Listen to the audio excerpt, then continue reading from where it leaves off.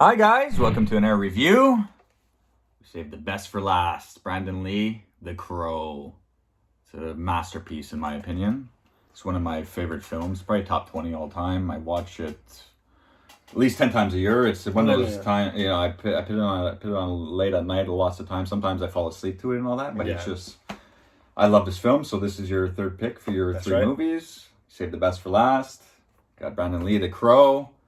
And it's going to be a bit of a hard review because, it's the film he died during production. And, it's not easy, but we're going to get... the heart. Yeah, it hurts a bit there, but we're going to try to do this movie justice and review it properly. And it's in memory of Brandon Lee and his family. So, 100%. Hope you enjoy this special review. So, The Crow, released in 1994. That's right. Lots of buzz because of the death of Brandon Lee during production while they're shooting in 93. Releases in 94, makes over 50 million at the box office, called classic, masterpiece, and lots of people's opinions. And and the legacy of this film it's haunting, it is. I love this is the opening shot. I love the opening shot. It gives you like the feel of the atmosphere. It's like this dark dystopian. That's right. Just dreadful future. It's based off a comic book. They wanted to do it black and white in the beginning. Yeah, like a graphic novel. Exactly. It's directed by Alex Proyas. He does another film I like, Dark City. Came out in '98. There, I'll get to that film a little later, but that's a decent film as well. But this opening shot there.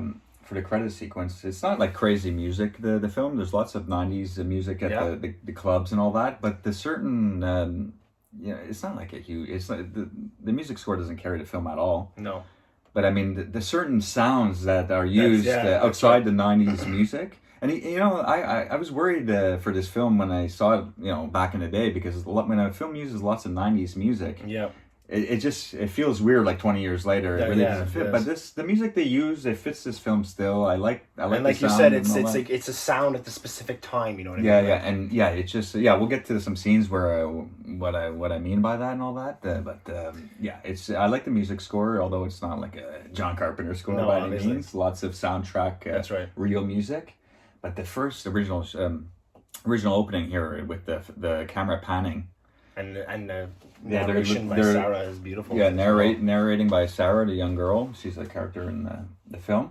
But it pans right to the window where Brandon Lee has been murdered. That's right. His fiance. That's right. Because this is Devil's Night. It's October 30th, and they were supposed to be married on Halloween. That's right. And they even say it in the room, like who gets married on Halloween. Yeah, when they're going through the crime scene, because Shelley, his fiance, is still alive at this point. He's been ditched out the window. You see his body down below. That's right. Oh my God! So Ernie Hudson plays the officer, at the scene, Officer Albrecht, and that's right. We know him from Ghostbusters and Ernie Hudson. Everyone knows, even Basketball Diaries. I mean, tons of films. But he's good in this film. He's like kind of helps Brandon Lee during the film and all that. That's right. And he's sympathetic at the scene. He like tells the guys, "Okay, move her." And you always got that prick detective on his ass. Yeah. Who told you to move her and all this shit? That's the only guy I can't stand in the film. Like that guy. He's a pain in the fucking ass. Yeah. He's in like 3 or 4 scenes. He's terrible actor and he's just annoying at some scenes. Without giving up too much too early there, like he kind of feels like he's almost helping like the bad guys in the movie. Yeah, and it's like it's always Ernie Hudson's fault. You're the detective, Big Shot. He's just first on the scene. He's acting like that's his whole area to clean up. He's just an officer guy. Like anyways, but there's just a couple of scenes between Ernie Hudson and that lead detective or whatever. But whatever, Ernie Hudson's fantastic in this film. I like where she tells Eric's wife tells the detective, to tell Eric to take care of Sarah. But she doesn't really know he's dead at the point, and that's when Sarah looks at Ernie Hudson and just like you lied, you lied. Yeah, this little girl Sarah says that. He's kind of like he had to, like. That's it. But we find out she dies 30 hours later. That's and, right. Pain throughout and all that. She really fought. We find out later and everything. That's right. But I love the scene right when it ends. The opening, 5-7 minutes of the whole opening scene. It's when Officer Albrecht and the little girl are just like standing in the street with all the cop lights illuminating the scene. It's this dark dystopian atmosphere, like I mentioned, and it just like he's like holding her on the by the arms, doesn't really know what to do in the middle of the street. it kind of it slows down, a bit of slow motion. Yep. Then it goes to freeze frame, fade to black. I just really love the whole sequence. It's Absolutely. really nice. Then we go 1 year later, so it's Devil's Night. We jump right to the next Devil's Night. That's right. So that's right. It's a lot of night scenes. There's only maybe a handful of daytime scenes. So that's another thing I love about it. And it's got like a dark feel about it's just always raining. Like it's just I really and enjoyed. Like when I was atmosphere. younger, going to the first time I seen this movie. You know what I mean? I was into martial arts movies, right? So seeing Brandon Lee on the cover, you think it's gonna be a martial arts movie? You're right. But then you're looking at the cover. I mean, even looking at this cover here. You know what I mean? It looks like it could be a horror movie. So I'm like, is it Brandon Lee in horror movies now? You know what I mean? Like, not knowing I was so young when it came out. You know what I mean? Like, but like how we mentioned in the other reviews, he had such a great range. This guy, he could have done more than just martial art films. Like we said, in Showdown in Little Tokyo, it showed that he could play a backup role. In Rapid Fire, it showed that he could be the lead role in a martial arts film. And in The Crow, it showed that leading man in just any a leading type of man, film. and you fall in love with him. Like we said about Van Damme and Seagal, you can't really give them. You just want to see them kick ass. That's it. You're not going to attach yourself emotionally. You fall in love with Brandon Lee in this movie. His sensitive side. He has a way he speaks too. And there's some parts in this movie here, we'll get to them eventually, but like even just with the music, the lighting, and the things he says, man, it just touches your heart. Like you almost want to cry. Anyways, we jump a year later, so it's this is one of the daytime scenes where Sarah, the little girl, goes to his grave. Eric, that's right. His name is Eric Draven in the film, and his fiancée is Shelley Webster. So she goes and talks to her graves, leaves some flowers, and she sees a crow land on his tombstone and start pecking. She's like, "What are you? The night watchman?" Yeah. So then she goes to the hot dog stand, and she meets Ernie Hudson there because I guess he's been. That's kind of a funny scene there. You know what I mean? He's just like you're a little cheap on the onions. You know what I mean? So you guys are like more onions. So all the onions on the hot dog. He grabs the mustard and ketchup. He's like, you're supposed to put the mustard underneath. You know what I mean? Like, I know. And she's just like, I'll take a hot dog if you're paying. Yeah. But no onions because it makes you fart. And there's Ernie Hudson with all these onions. Tons of onions. And he's there smoking as well. He's like, I'm gassy. But while that's happening, we see introduction to T-Bird and his crew of friends, Tintin, Fun Boy, and Skank. That's right, Skank. But T-Bird is a great actor, David Patrick Kelly from The Warriors. Commando. Commando. Another great one. You know what I said? I dropped Kitty last. And this is my weak arm, Sully. This is my weak arm. And you're like, Matrix. Yeah, you said that. David Patrick Kelly. He's a good actor. He's great in everything he does. But yeah, so we see him in the arcade. That's right. He has a great little line. He's like, Lake Erie is full of garbage. And he's just like, it caught on fire. It was so full of garbage that it caught on fire. He's like, I would have loved to see that. He's just talking. He just likes to see things burn. And then while that happens, they're detonating the arcade. And that's right. They drive away. A big explosion, but they pass by the hot dog stand. Yeah. So Ernie Hudson was close by. He rushes to the explosion. I like the little thing that Ernie Hudson says to Sarah there. He's like, there's a lot of like bad people on the street tonight. Yeah. That's the type of world this is. It's only bad people, it seems. But then, then we get the nice, resurrection scene, where Brandon Lee pushes through the grave. That's right. He's led by the crow. That's right. He's like wandering in the afterlife kind of thing, like lost. He's being led by the crow. That's it. Most of these scenes that you see from Brandon Lee coming out of the grave and being led by the crow all through the alleyway to get the boots and even into his apartment after, that's all a stunt double because at that time he would already had passed away. Dead. And I believe it because it's all like back shots there. Yeah, you see a lot of his back and he's covering his face. And they're lucky that they got some of the important scenes like the ending. Yeah, that's it. It's clearly him in the ending and all that. But there's some scenes that they had to do camera magic or that's exactly a bit of CGI. They CGI'd his, like for the one scene that we're going to talk to eventually, they CGI'd his face to a stunt double's body. Yeah, it's true. I know. We'll mention it, the parts that we know of that's anyways. Right. But he awakens, he's following the crow, he's climbing he's going on like roofs of places. Yeah. And there's one spot where he climbs a ladder and you see like the big all-seeing eye on the wall and then it says Temizra. And I was like, it's just so evident. I'm like, why would the director put that there? So I just checked it out, the word Temizra.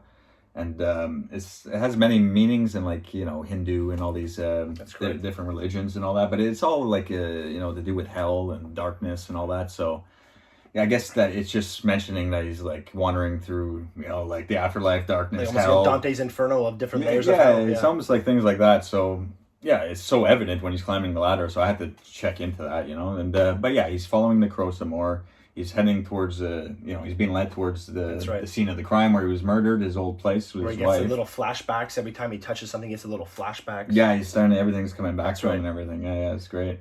But T-Bird and his crew are at the bar drinking. I love that scene. Love that scene. Fire it up, fire it up, fire it up. They're great, man. They take the bullet and he shoots. Yeah. He drinks it. He burns his tongue. You're fucking crazy, man. And then Funboy goes, Skank goes to do it first, and Funboy stops him, and they pull a gun, and then he pull a knife. But then they're like, hey, fire it up, fire it up. They're just fucking out of their mind. Which one of you Motor City motherfuckers want to believe that this one is? Yeah, David Patrick Kelly is crazy. Yeah. But he's the one who drinks like the biggest bullet. I know. Just a big 45 Magnum bullet down his... Burns his tongue with the thing. He has 2 clear burn marks from cigars. It's like he's burning himself. I don't know what he's up to. But it's just great. This crew, they're really showing how crazy they are. And we see Sarah's mom, Darla. She's the waitress at that bar. That's right. And she has a thing with Funboy there. Funboy and maybe multiple those guys. Who knows? But yeah, she's with Funboy throughout a few scenes anyways there. But then we get Brandon Lee at home. So it has to be probably body double throughout this whole thing. Right. Just the way to even film him going in the house, it always reminded me of like Halloween 4 when Michael Myers is looking through the photos. Yeah. And he sees his face and he turns the photo down. But just the way he goes towards the door and pushes it open, has Halloween decorations, yellow tape on the door. So it's a point of view shot. So it was probably, he died at that point. And all the shots where he's in the mirror with the paint, getting on the clothes, it's never one face shot. No. Until it's like he walks with the crow on his shoulder to where he got shot out the window. And that's the part where I mentioned before that it was a CGI face on it. Yeah, they do like a lightning flash. Yeah, that's it. Yeah, you can tell it's a bit off, but I mean, it looks pretty good for 93, Right. And what a beautiful shot. It's honestly, it's one of my favorite shots in the film where he's walking with the crow on his shoulder towards the window. And they get the good music. That's a good soundtrack to this film. But I even like that set piece. It can't be a real house where they're at, but inside and everything. Yeah, all those half windows and then that big circle window. It's a great set piece for his little house. It seems like so surreal, like that someone would live there, And even like some of the flashbacks too, you get this feel of how like Brandon Lee and Eric and Shelley really were, and they looked like they were like just a normal couple. Like just bad place at the wrong time. Yeah, I know. They're like the only 2 good people left in this crazy world. It seemed, like they're like having problems cooking. Yeah, that's it. They're having little jokes. You know what I mean? Brandon Lee with the mask that he uses to paint his face. You know what I mean? He's joking around with her. Like I know. It's just some nice, good-hearted scenes. That's it. Flashbacks, quick flashbacks. But then we see we get the good pawn shop scene where John Polito plays the pawn shop guy, that fat bald guy there. He's great, but it's Tintin that goes. That's right. And he's trying to like pawn a purse. He's like leather. He's like leather. It's real leather. I'll give you $50. Yeah. And then he's like, close the gate on your way out. He's like, I'll close it up. I'll close it up, good master. Close it up real good for you, master. Yeah, he's so he locks up the gate, and Tintin takes the money, goes on his way. But this is like the sounds here is when the crow sees Tintin leaving. That's right. So it's like Brandon Lee's eyes, That's right. The crow sees, he follows the crow. It's almost like the crow is his soul in a sense. Yeah, it's like guiding him through. That's right. What his revenge. That's exactly it. His soul can't rest until he makes this right. That's exactly it. So the crow is leading him to the people that killed him and his fiance. So the crow spots Tintin. I love this scene. It's with the music things. It's like just like. It's him like laughing and stuff. And he falls down. He starts laughing. Yeah, he falls off the roof. Like Tintin's lighting his cigarette. And he sees him. He's like, barrel of "What do you want, like crackhead?" He's like crackhead. Halloween isn't until mañana. It's just a great scene in that laneway. It's all garbage everywhere. Barrels of fire.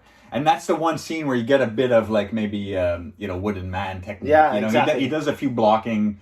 While he's like screwing up Tintin a bit, even when he's shooting the knives, he's doing some quick blocks and stuff. He's catching it like this, and he throws it.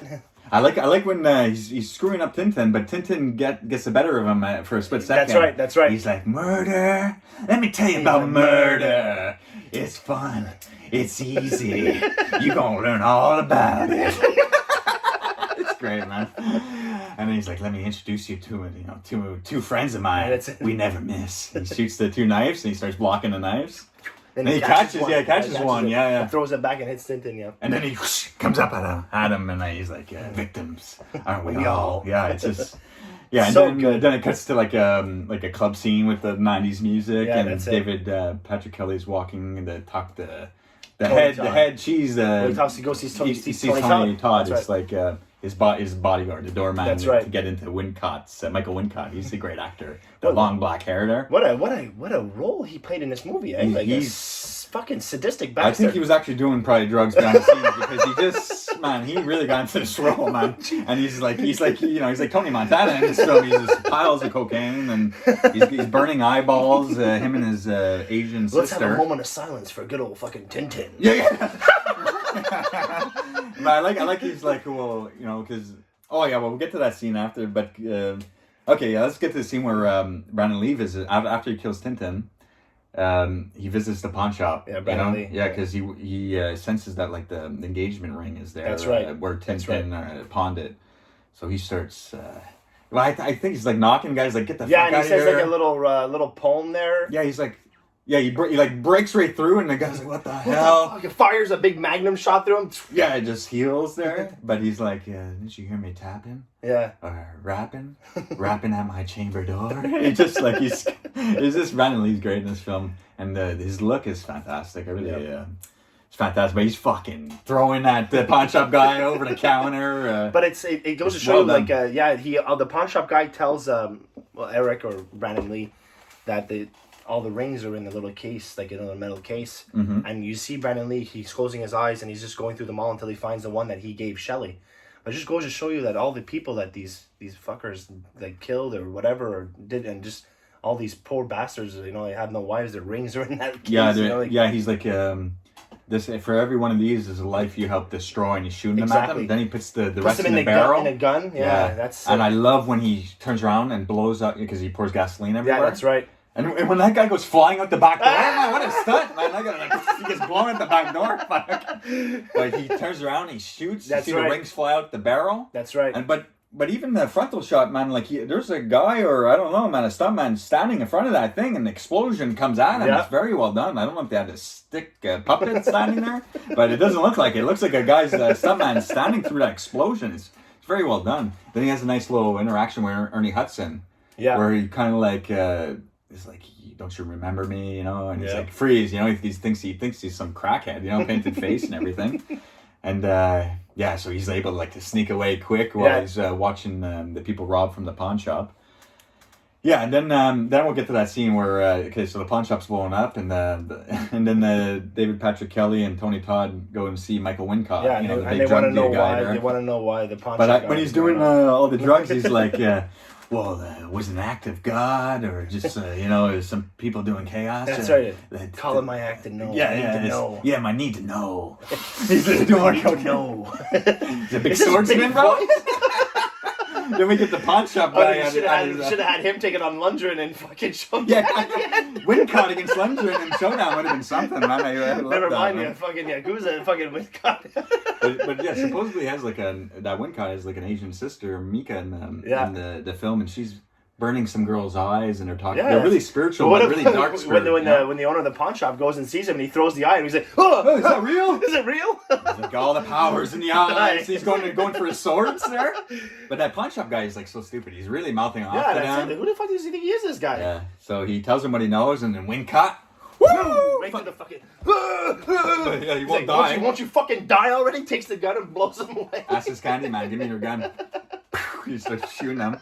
And Candyman, I was trying to tell he's like, I'll get the janitor, to clean this up. So they have a guy that, because he must be killing people out there. That's often, it. So he's, well, we'll get the janitor. You got the fucking, you got the pawn shop guy collecting rings, and fucking Wilcox is collecting eyeballs, bro. They're on a different level, fucking craziness. Man. But there's a good little quick scene where Brandon Lee saves the girl Sarah on the skateboard. She's just skateboarding. She almost gets hit by a car. He grabs her quick, and she says something about skateboarding. It's more like surfing because it's always raining. And he's just like, it can't rain all the time. And she's like, Eric, because she knows that song. And later on, she puts the record on, and he sings that. And it's funny. He was in a band too. That's right. I think it's a Hangman Jack. It's called Hangman Joke. Hangman Joke. That's it. Yeah. So it was just a quick little scene that I liked, and with she kind of like, is that him? How can he be alive? That's right. But yeah, so she listens to the record later on, and she's like, and then like it's on repeat at that one specific part. But now we're gonna get to the toughest scene, the scene where he actually died. It's when he goes and sees Fun Boy at the apartment. He has an apartment place above the bar. He's with Darla, the waitress. They're getting high on heroin, crazy junkies. She sees a crow fly in at the window there. She's like, "There's a big fucking bird." They're all tripping. Then he comes in with the guitar. He's like, "You are seriously fucked up, man." Yeah, he's like all tripping out. Need some help. Serious help. But Michael Massey, the guy who plays Fun Boy, he was the guy who shot the supposed blank that killed. In my opinion, I looked through this, for many different times in my life, different angles. It's for sure, in my opinion, he was murdered. You can draw your own conclusions. It just seems really funny to me, out of all the history of films and all these action films and bullets going off, all of a sudden your lead actor, who really didn't have to be in that scene, if you think about it, it was a darker scene. You could have had a stunt double, a stunt man, put the makeup on, stand in front of the shot, no problem. But they take their lead guy and chance it for whatever reason, and it just never happened. You just think of all the Schwarzenegger films, all the Stallone, all these action films. The scene in this exact movie, near the end when we'll touch on it, there's like 10, 12 guys shooting him. Every one of them has guns. Yeah, there's a big shootout scene. No one gets hurt in that scene, and you get one, fire off, and he's dead. Yeah, it's just and another thing too is just that scene that played out, there wasn't even supposed to be a gun being fired in the original script in that scene. They just added it in the last moments of filming. Really? It was like a last minute scene? Yeah, the director's just like... something so fishy about that. The director's just like, hey, let's play around with the scene. Like, let's use a gun, and then boom, the next thing you know, Brandon Lee is dead. I don't want to spend too much time on it, but honestly, man, if you just listen to a documentary and some guy says, oh yeah, it was just a prop gone wrong, and that's what you run with without doing your own investigating... I can't listen to that answer, But, and the actor that played Fun Boy, man, like he didn't work for a whole week, a whole year after. And but he still was traumatized up until his death. He would have nightmares. He would have nightmares about it. He said right before he died, not that long after before he died, in an interview that he would still have nightmares to that day. I know. Well, it's like he murdered the guy. It's crazy. So it's it's terrible. But it's just crazy, that beautiful scene afterwards. He's still in the apartment. Yeah. Where he's screwing up Fun Boy, but he grabs Darla, the mom of Sarah. And he says, Mother is the name of God on the lips and the hearts of all children. Yeah, it's a beautiful poem. But he's like grabbing her arm and like rejecting the morphine for her and giving her a second chance. And he's now they're go be a mom, go see your daughter. She's out there on the streets. She's out there on the streets, that's right. So he saves her life, and she tries to become a better mom. She's making trying to eggs. Eggs. Do you like your eggs? How do you like your eggs? Yeah. Over easy. But she goes running out after that, and then Tony Todd's down there and stuff, and he goes running up, sees Brandon Lee just fly out the window. I like that he gives it a little wink. Yeah. And he just flies out. He sees Fun Boy all the fucking needles. Yeah, he got him good. Fun Boy's out of the picture. Yes, I think the needles. Yeah, the needles are in the shape of a crow. Yeah. On his chest. Yeah. And there's a great scene when he kills T-Bird, he lights up the fire and does. That is my favorite scene in the whole movie. And the little sound music at those points too. When he's going off when he kills T-Bird, when he goes flying into the river when the car explodes. The music at those scenes too, it's like vocal type of eerie music. If you watch the movie, you know exactly what I'm talking about, 100%. But after that scene, we get Brandon Lee talking with Ernie Hudson. He goes and visits Ernie Hudson. Ernie Hudson in his house for some reason with a hat on. His cop hat. His boxers. I think he even says something like that. Brandon Lee's like, hey, you still have your hat on. And he's smoking a cigarette, and he's like, these things will kill you. He's always smoking, this guy. He's like a chain smoker. Yeah, but Brandon Lee tells him these things will kill you. Yeah, that's it. And later on, he kind of like quits. He's like, he spits the one. Yeah, that's it. He's there to help, man. So Brandon Lee is like helping everyone in this film. That's right. It's just so ironic, this film, man. But anyway, so he's able to, because Ernie Hudson saw his wife, fight for those 30 hours, he's able to touch Ernie Hudson and feel that pain. Feel all of those 30 hours of pain, That's right. So he accepts all that pain, which comes in handy later on in the film, And then we'll find out later on. Yeah, exactly. But then we go to T-Bird dies. Yeah, the scene where we're talking about where he lights the fire after he kills T-Bird. But the whole sequence is T-Birds with Skank going to do some craziness. And they know that Tintin's dead. Tintin, and they're just like, well, Fun Boy's probably with Darla. Darla. Skank, eh? Skank. He's like, oh, T-Bird! Fire Nina! So T-Bird sends Skank to get some road beers and cigarettes. And while he's waiting for him in the car, the Crow, Brandon Lee guy, comes up right behind him. Yeah, he's already in the car. That's right. He's driving, and Skank is in Depenar, the story. He's like, what the fuck is this horse shit? Goes running out. He's somehow able to take that big guy out and steal his little mini car. He's going fucking racing after T-Bird, and he's like, what the fuck's going on? They hit the cop car. There's cops chasing them. But man, yeah, when he ties David Patrick Kelly to the... With the duct tape, he's man. Like, talk to me. Speak to me. What is it? He's like, you're dead. Yeah. He's like, no, there ain't no coming back. There ain't no coming back. Yeah, he's like... Yeah, it's great. And he ties him right to the seat. It explodes the car. It goes flying into the river in that music scene. And then, like you mentioned before, lights the crow. Oh my god, bro! It really is so good. This film is visually stunning. It's really a great film to watch. I just 100%. love to look at this film. It's crazy. Well, like you said, it's in your top 20, and that's saying a lot because of all the movies that we've seen. No, I know. It's just one that I watched. It's in our tops, bro. It's in our tops. And even there, I may have some films ahead of it, but this one I watch more. It's just one of those films I could watch over and over for whatever reason. 100%. But then, so Skank goes to Top Dollar because Michael Wincott, his name is Top Dollar. That's right. The big drug dealer. And he's explaining what happened to T-Bird. T-Bird. But he's this free T-Bird. It's funny, Wincott's just like, maybe we should film this and play it later in slow motion. Fire Nina! Fire Nina! Slaps him, Oh, like, T-Bird, this is for you, T-Bird. He's a little fucked up, It's just, that guy is hilarious in this film. So Top Dollar has a big meeting with all the drug dealers or whatever, of the city, and he's like talking about how bored he is, and he wants to he's have been burning fires in the city for 20 years. Yeah, he doesn't want it to be one night. He wants it to be chaos, anarchy all the time. And he's got fucking, it doesn't even mean anything anymore, Devil's Night, because they got fucking postcards with it on it. Like, he just goes off, like, he just wants anarchy and chaos. I mean, he collects eyeballs, for fuck's sake. This crazy bastard. I know. He just wants anarchy, chaos the whole time. I know. That's crazy. And he asks his Skank, what do you want? Or how do you feel? How do you feel? So I feel like a little worm on a big fucking hook. Well, you feel like a little worm on a big fucking hook. His voice. Your mama must be real proud of you.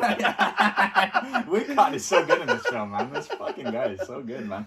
I remember him in the sequel to Kiss the Girls, Long Came a Spider, I think. Yeah. He actually cut that long, beautiful hair, and he looks so goofy, but his hair's like 6 feet long, straight, Yeah, I liked him too in the Robin Hood movie with Kevin Costner. He played the sheriff's brother, cousin. Yeah, he plays. He's in The Doors. He signs Jim Morrison. Yeah, no, he's a good actor. I always liked him. There's one scene I forgot though, is when Sarah goes and sees Brandon Lee after the encounter on the street. Right. She realizes that he might be him, so she goes to the scene of the crime where she sees the cat, his cat Gabriel, who after 1 year he's still in the house. This cat, I don't know, who's just feeding this cat. He's been going through the garbage, just lost on the street. But so he goes. She goes up to see him, but he's like hiding. But she sees that he was burning pictures, so the fire is still fresh. And she's like, "Oh, I guess you don't really care." She starts walking out. And he just comes into frame behind in the window. Like that's a sad scene. It's sad and beautiful, and it might not have been him that scene either. The way they filmed it. That's right. Like you don't see him. I don't know, to be honest. It's more the shadow on the wall. It is.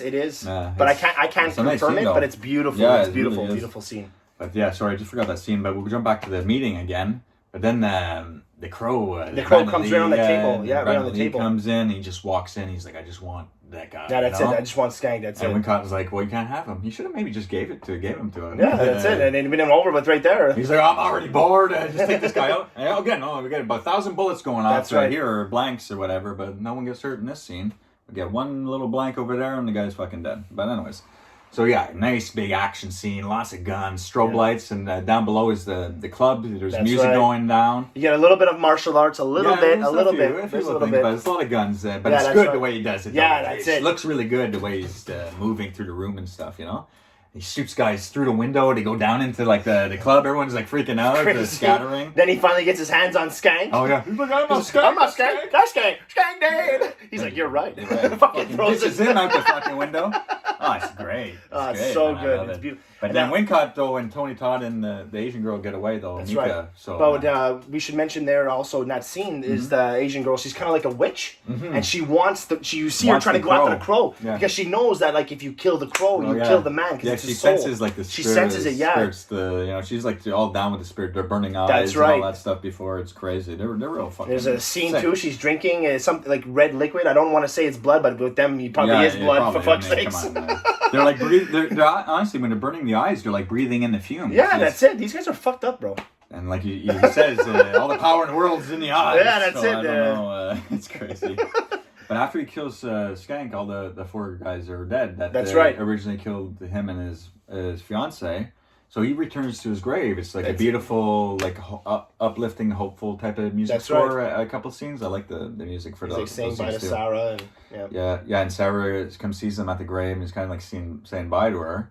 So you think it's all done, but I mean, like in the end, Michael Wincott, the top dollar, is the guy who sent the 4 guys. That's right. So he's the guy who actually murdered him and his fiance. So so when Tony Todd kidnaps the girl after she leaves, says bye to him in the graveyard, the crow, the bird sees it. That's right. So he senses it. He gets out of the graveyard, leads into the church. And he's still feeling like they just couldn't leave it alone, eh? They just couldn't leave it alone. Well, it's just them 3 down in the church, but they know what to do, That's right. They get the bird. Tony Todd hits the bird, but he doesn't realize that he's just mortal now at that point. That's right. And he's taking on Michael Wincott, and he injures them, and he realizes he's bleeding and stuff. That's but right. Ernie Hudson, out of nowhere, comes blasting. He takes out Tony Todd, saves the day. He pushes Wincott and his mistress or sister, whatever she is, up the bell tower. That's right. It's cool. I like that church scene too. It's beautiful. I know. It's very nicely done. Yeah.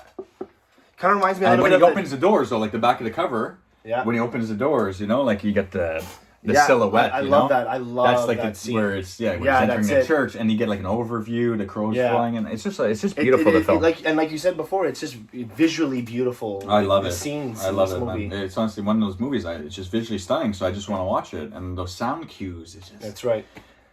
It's just so special. There's just so many things about this movie that makes it great. It's so iconic, this film, and there should never be a remake or should never been sequels unless he was alive. That's right. That's right. Because it's just one of a kind, and I don't even think about the sequels when I think about this movie. I've never even seen them, to be honest with you. I mean, part 2 is okay for what it is, but I mean, it's not that. It's just it's just no way. It doesn't even compare. It's hard for me to watch them with the love that I have for Brandon Lee. Like I don't even want to look at them. I know. So when he chases them up the bell tower. Right. Ernie Hudson takes the lead. He gets shot really right away. Fuck. So Brandon Lee takes the lead. He goes up after Mika. She has the crow in her hand, and she's like ready to kill Brandon Lee. Shoot him. The crow attacks her and starts eating her eyes. That's right. That's it, man. An eye for an eye, bro. Fucking karma, bitch. She's been eating. Her and Wilcox have been eating eyes for years. Yeah. She can give her eyes up for once, for fuck's sakes. Fuck you, man. Fuck all right. So the crow takes out her. That's it. Good. So it's just Brandon Lee with Wincott on the roof. Right.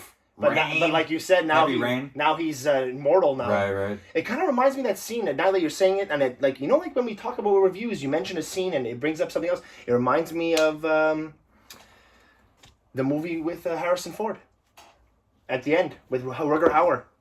Oh, Blade Runner. Blade Runner in the end, with the fighting on the roof with the rain. Yeah, and it's got like I don't know, I can't remember. Blade Runner has gargoyles kind of things, but then they immediately make it apparent that the gargoyles, the water's coming out, and when he falls on the spikes at the end, the blood's coming out. That's right. You ever notice the spikes going through his mouth and his stomach, and the blood's like pouring out the gargoyle's mouth? It's so well done, like just the practical effect there. But yeah, they have a big fight on the roof. Sarah's up there with the top dollar, and he lets her go, but she's hanging on the roof. He actually stabs Brandon Lee right through the stomach, but all those 30 hours of pain, that's what he does. Yeah, he touches him and gives it to him all at once. He's like, I got a gift for you. Yeah, 30 hours of pain all at once. Yeah, bam, just touches him and gives it to him, and you just see the pain in his eyes. And he goes flying off the roof. That's right. On the gargoyle spikes. Like you just mentioned, on the spikes, the blood coming out. It's so beautifully done, man. So beautifully done. He's mortal, but he's dying. He got all the people that he was there to, while he was resurrected. Right. He came back and finished the job. And then, he goes back to his grave. That's right. Yeah, just Ernie Hudson's alive. Everything's good with him. This poor bastard died twice, man. Who? Oh, right. Yeah. Eric Draven. Yeah, that's right, Eric. He died twice. But it's a great film, and it ends with her narrating Sarah. And I wrote down the ending because it's so beautiful, and it's kind of fitting for this film. So we'll end it with this. She says, "If the people we love are stolen from us, the way to have them live on is to never stop loving them. Buildings burn, people die, but real love is forever." Yeah. Then it fades to black, dedicated to Brandon and Eliza, his fiance at the time. That's right. That's the masterpiece. You all can't said say, and done. There's you can't say much more better things than this, man. I mean, it's a phenomenal film. Phenomenal Has film. a great cult following legacy. It's a masterpiece right. in my eyes. I watch it so many times per year. Never gets old. And fantastic pick on your part. Thank you, sir. So we Thank you, finished guys. Brandon Lee's kind of filmography. I really hope you enjoyed it as much as we enjoyed reviewing it. Yeah. So when we come back, it'll be the starting of my 3 picks. That's so until then, take care, guys. Take care, guys. Have a great night. Thanks for the support.